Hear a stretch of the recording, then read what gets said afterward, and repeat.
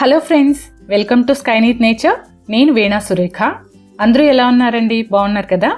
ఈరోజు అమృతంతో సమానమైన సుగుణాలతో నిండి ఉన్న ఉత్తరేణి ఆకుతో కూర చేద్దాము. మా ఇంట్లో 2-3 ఉత్తరేణి మొక్కలు ఉన్నాయండి. అవి ఒక రోజు కూరకి సరిపోతాయి. వాటిని ఈరోజు కట్ చేసి వండుకుందాము. దీన్ని రెగ్యులర్గా వాడటం వల్ల ఎంత పెద్ద బాణపొట్ట ఉన్న వాళ్ళైనా సరే అది తగ్గిపోతుందండి. వినాయక చవితి పండుగలో ఉత్తరేణి ఆకును తప్పనిసరిగా సమర్పిస్తారు. గుహాగ్రజాయ నమః అపామార్గపత్రం పూజయామి అని చదువుకుంటాం కదా. ఈ అపామార్గపత్రిలో చాలా ఔషధ గుణాలు ఉన్నాయండి. ముఖ్యంగా దీన్ని పక్షవాతంలో కూడా వాడతారు. వేరు నుండి కాండం, ఆకులు, సీడ్స్ కూడా మన హెల్త్కి ఉపయోగపడేవే. నిలువెల్లా అమృతం నింపుకున్న ఈ అపామార్గతో ఈరోజు కూర వండేద్దాము. ఈ సీడ్స్ కనిపిస్తున్నాయా అండి? ఇవి కొమ్మల్లాగా పొడవుగా వస్తాయన్నమాట.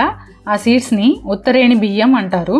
వాటితో ఎక్సెసివ్ వెయిట్ ఉన్న వాళ్లకు వెయిట్ రిడక్షన్ మెడిసిన్ తయారు చేస్తారనమాట. ఆ సీడ్స్ని వేయించి పౌడర్ చేసుకుని వాటిని పాలల్లో కలుపుకుని తాగడం వల్ల వెయిట్ రెడ్యూస్ అవుతారు. సో వేర్లు అయితే వేప పుల్లలు యూజ్ చేస్తారు కదా పళ్ళు శుభ్రం చేసుకోవడానికి. అలా ఈ వేర్లని కొమ్మల్ని యూజ్ చేయడం పూర్వకాలం నుండి మనకి ఇండియాలో ఉంది. పిప్పి పళ్ళు పుచ్చిపోకుండా ఉండడానికి, చిగుళ్ళ నుండి రక్తం వచ్చే సమస్యల నుండి ఇది సేవ్ చేస్తుంది అనమాట. ఇలా బ్రష్ చేయడము.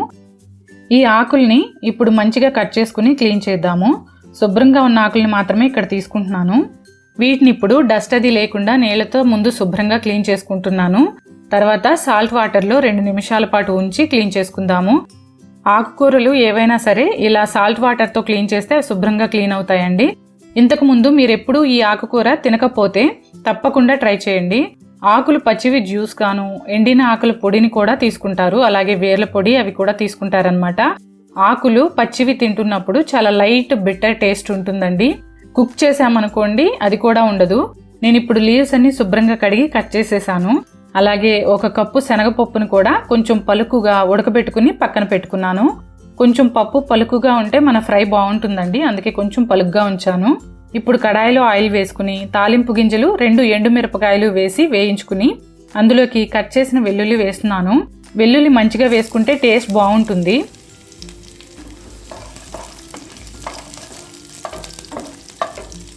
ఇందులోకి ఒక 2 మీడియం సైజ్ ఉల్లిపాయల్ని సన్న ముక్కలుగా తరిగినవి వేసుకుంటున్నాను.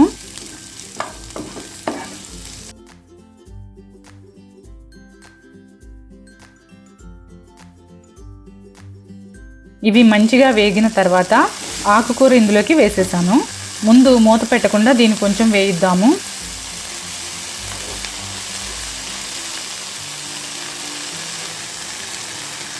మూత పెడితే మరీ మగ్గిపోయి మెత్తగా అయిపోతుంది, ఫ్రై లాగా రాదు. సో 2 నిమిషాల పాటు కొంచెం వేగాక అందులోకి సాల్ట్ యాడ్ చేద్దాము. ఆకుకూర ఉంటే మరి కాస్త వేసుకోవచ్చండి. ఇక్కడ నేనైతే కొంచెం తక్కువగానే వేశాను. మాకు ఇంట్లో అవైలబుల్ ఉన్న దాన్ని బట్టి ఈ మాత్రం వేశాను అనమాట నేను. ఇప్పుడు మూత పెట్టి మగ్గనిచ్చి 1 నిమిషం తర్వాత మూత తీసి అందులోకి ఉడకపెట్టిన శనగపప్పుని వేసేస్తున్నాను. ఇది కూడా 1 నిమిషం పాటు మగ్గనిచ్చి దానిలోకి జీలకర్ర, కారం, పసుపు, కరివేపాకు వేసి ఇవన్నీ కలిపి ఫ్లేవర్స్ అన్నీ వచ్చేదాకా మూత పెట్టి తీసేస్తే మన ఫ్రై రెడీ అయిపోతుంది.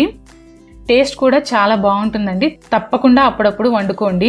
మీకు ఎవరికైనా సరే మొదటిసారి ఏదైనా కూర ట్రై చేయాలి అన్నప్పుడు, అలాగే ఇలా మెడిసినల్ ప్లాంట్స్తో చేసుకునే వంటలు ఏవైనా చేయాలి అని అనుకున్నప్పుడు కాస్త భయంగా ఉంటుంది. నేను కూడా అలాగే కొంచెం ఆలోచిస్తాను. ఈ ఆలోచనలు ఏమీ పెట్టుకోకుండా చక్కగా ట్రై చేయాల్సిన కర్రీ అనమాట ఇది. సో తప్పకుండా వండుకోండి. అలాగే వీడియో నచ్చితే లైక్ చేయడం, సబ్స్క్రైబ్ చేయడం మాత్రం మర్చిపోకండి. Thanks for watching. Bye-bye.